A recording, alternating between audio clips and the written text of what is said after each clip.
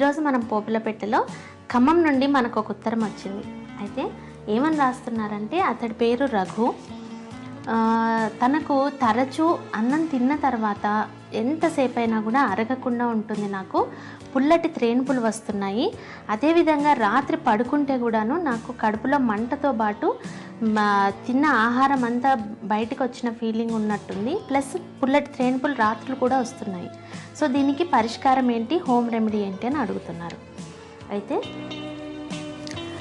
అయితే మొట్టమొదట ఇలాంటి ప్రాబ్లం ఉన్నప్పుడు మనం ఆలోచించాల్సింది ఏంటంటే, దాని వెనుక ఉన్నటువంటి కారణం ఏంటి అని.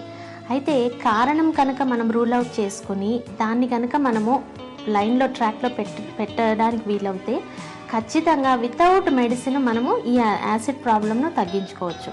అయితే దీనికి కారణాలు ఏంటంటే, బాగా ఆహారము, పడుకునే ముందు ఎక్కువ ఆహారం తినడం. మనం ఎప్పుడు కూడా పడుకోవడానికి ఆహారం భుజించడానికి మధ్యలో 2 గంటల గ్యాప్ ఖచ్చితంగా ఉండాలి. తిన్న వెంటనే పడుకుంటే ఏమవుతుంది, ఆ కడుపులోకి వెళ్ళినటువంటి ఆహారము, ఆ స్పింక్టర్ ఒకటి ఉంటుంది అడ్డు పైకి రాకుండా ఉండడానికి. ఆ స్పింక్టర్ రాను రాను రాను ఏమవుతుంది, లూజ్ అవుతుంది. లూజ్ అయినప్పుడు ఏమవుతుంది, తిన్న ఆహారంలో ఉన్నటువంటి ఆమ్లాలు పైకి రావడం జరుగుతుంటుంది. అయితే ఇదే కాకుండా మనం ఎక్కువగా బయట ఆహారం తింటూ ఉన్నా, లేకపోతే బాగా ఫ్రైడ్ స్పైసీ ఐటమ్స్ తీసుకుంటూ ఉన్నా, లేదు అంటే టైం తప్పించి తినడం, యాసిడ్స్ రిలీజ్ అయ్యే టైంకి మనం తినకుండా ఎప్పుడో మనం 4ంటికి అలా భోంచేయడము, ఈ విధంగా జరుగుతుంటే కడుపులో కొన్ని డిస్టర్బెన్సెస్ ఏర్పడి యాసిడ్స్ ఎక్కువగా రిలీజ్ అవ్వడం జరుగుతూ వస్తుంది. అయితే ఒక చిన్న మన చిట్కా ఏంటంటే, ఇక్కడ ఎప్పుడైతే యాసిడ్కి బేస్ కలిస్తే న్యూట్రల్ అవుతుంది కదా, అదేవిధంగా బాడీలో కూడాను యాసిడ్స్ ఎప్పుడు రిలీజ్ అవుతాయో మనం బేస్ అంటే ఆల్కలైన్ గుణం ఉన్నటువంటి ఆహారాన్ని తీసుకోవడానికి ప్రయత్నం చేయాలి. అది ఎలాగా అనంటే, మజ్జిగ. చాలామంది సూచించేది పెద్దవాళ్ళు ఏంటంటే, మజ్జిగ తాగు తగ్గిపోతుంది అదే అంటూ ఉంటారు. అంటే దాని వెనక రియల్గా చెప్పాలంటే చాలా సైంటిఫిక్ ప్రూఫ్ ఉన్నదనమాట. అది ఏంటి, మనకు యాసిడ్స్ రిలీజ్ అయినప్పుడు బేస్ లాంటి మజ్జిగను మనం తాగితే అక్కడ యాసిడ్స్ న్యూట్రల్ అవుతాయి.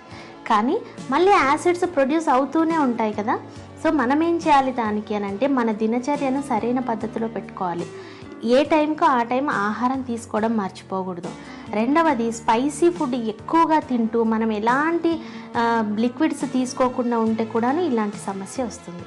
అయితే సమస్య ఏదైనప్పటికీ ఈ కొన్ని చిట్కాలు కనుక మీరు ఫాలో అవుతే మీరు మ్యాక్సిమం మీకున్నటువంటి ప్రాబ్లమ్ను వితౌట్ మెడిసిన్ మీరు సబ్సైడ్ చేసుకోవచ్చు.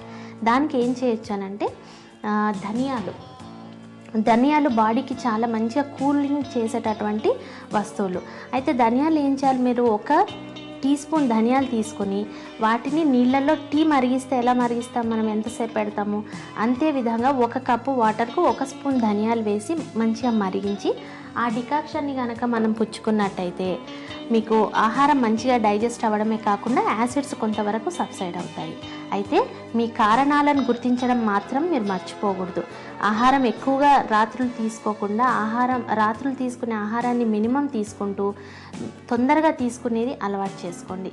రెండవది, మన థింకింగ్ లెవెల్స్, బాగా స్ట్రెస్డ్ అవుట్ ఉన్న వాళ్ళకు కూడా ఈ ప్రాబ్లం చూస్తుంటాం కదా.